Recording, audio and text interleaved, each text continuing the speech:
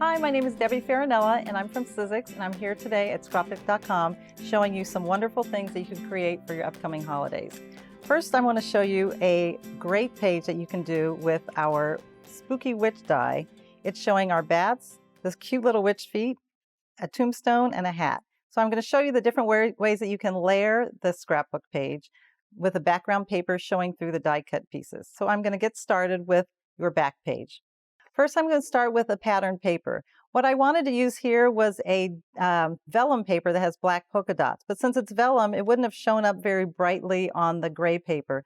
So I'm going to back it with a piece of white cardstock. Just take our tape runner, and I just run it through there on the corners. So that way it can show through perfectly, because otherwise the background would be gray showing through the vellum, and you wouldn't be able to see the black polka dots. So that'll be the back layer that's going to be going behind the yellow. Let me put this aside. So for the yellow part, I want to take our bats. And our bat dies, we have different sizes. We have the medium and the tiny. So I'm going to go ahead and lay my yellow paper down, and I'm going to take my medium bat, lay them there. And I'm going to take my small one and lay them right there. And as you know, you always need a cutting pad on the bottom and one on the top. So I've got one on the bottom there already. And I'm going to go ahead and run it through the machine. Now you hear a little bit of a crinkly noise. Don't fret. That's the noise that you're going to hear. It's letting you know that the die is actually cutting through your paper. And so you have these perfectly cut out little bats, a medium, and the little one. So you want to save those for later or for another project. What I like to do is I like to keep all my little pieces from other projects just in a little bowl, because you never know when you're going to need those again. And so you have these cute little windows cut out that are the shape of a bat, but I think I want to have one more bat on there. So I'm going to go ahead and die cut the medium one more time. Run it through the machine. So now I've got two perfectly little bats right there and another one at the top. So this way, my pattern paper is going to show right through the little windows. And that's going to be the little mat there. How cute does that look? I'm going to go ahead and use our Sizzix tape runner. So I'm going to lay that down there on top of this. And look how cute that is showing through. So you know that you can use Thinlits more than one at a time while you're cutting, as long as they're all the same thickness and you're cutting the same type of paper. So I want to show you that just to cut the legs and her cute little boots, I'm going to lay all of these on at the same time, since it's the same pattern paper that I want to use. You make sure it all fits, because the part that's going to be hanging off is the part that won't cut. So you want to make sure all of it's on the paper at the same time.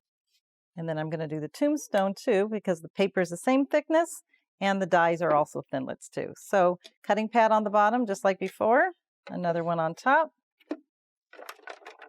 and run it through. So we've got this cute little tombstone and her great little legs with her funky little stockings.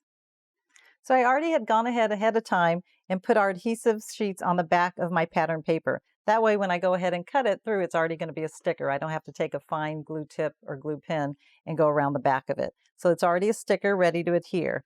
Okay, so since I'm done with my larger pieces of paper, I'm going to switch to my Foldaway machine, which I love. I love the compact of it, and I love the fact that it's got a little storage area in it, which I'll show you in a second. So just pushing the button here, bringing the handle down, opening up the two sides, locking it into place. And if you have any snacks or tools you want to put in here, this is a great place to put them. So the Foldaway machine comes with one platform and just one adapter pad for your Thinlits. It's not like the other one where you have the peach and the green. This one, you're going to build any of your embossing on this platform. And if you're doing any of the Thinlits, you're going to build it on your green side. But you still need the cutting pads on the bottom and one on the top. So this is what it comes with: platform, thin die adapter pad, and two cutting pads. So I'm going to put that in there right now, because what I'm going to be doing now is Thinlits. And I'm going to cut the little boots that go with her cute little stockings. A little crinkling on these new machines, but you let you know it's working. Okay. So I put the adhesive sheets on the back, so it's already a sticker. And I've got her cute little boots. That one's ready to go. This one I'm going to have to trim it off just a little bit because I got part of her sock. So I'm going to just trim it right there, and it's got the perfect little score lines. So with the adhesive sheets, I'm just going to peel off the backing of one boot. And I'm going to adhere it on top of the one that I already cut. Matches up perfectly because you know it was the same exact die that I used when I cut the boot. So I'm going to go ahead and distress just the edges of my little tombstone. And how great is that? It's got a little crack in it that lets you know that that little person's been buried for a long time. So I'm just going to ink just a little bit of the edges just to show the contrast when it's laid down on the page. So with our die set, there's different ways that you can do the hat. It's got the little band with the buckle, or you can just use the buckle. So I've gone ahead and done the one in advance. This one's already ready, but if you want to just do the buckle, I laid down that little area there and ink it up a little bit just to blend it in with the hat so it looks like she's a little more ancient than the rest of it, and then she's ready to be assembled. So I've gone ahead and layered the back pages of the scrapbook page, and I'm going to just do that final top piece. And I'm going to position it down here centered right there on top of the gray. Lay that down just like that. So now it's time to embellish it. So I've gone ahead and I've taken the little part of the die and done her little buckle. And I'm going to put a little adhesive tape on the back. Lay this down kind of in a cattywankle type style. She's doing little headstands, I guess. Position it here like this.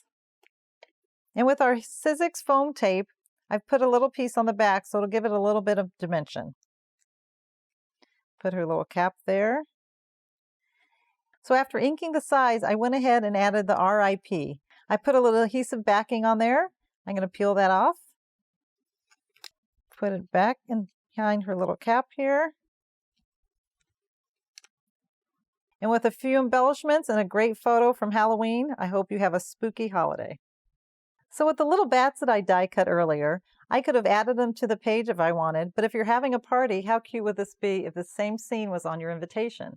And to carry the theme from the invitation to your party, you can go ahead and decorate some straws. And they have all these cute fun straws out there these days. And just doing the same die cut technique with a little bit of foam tape or any kind of adhesive, you can lay it on there. With a little adhesive backing on the back of her little stockings, I'm going to stick them to each other and take another straw. And that would be a fun little idea to add to the parties as well. So there's so many fun ideas that you can use, whether it's an invitation or for your party decor from the Spooky Witch die set. So we've got them on the straws here. We filled up a cute little jar, filled it with candy, and would be a great little party favor for your upcoming festivities. Whether they're trick-or-treating or you're having a little party at home, this is some great ideas to add to the fun.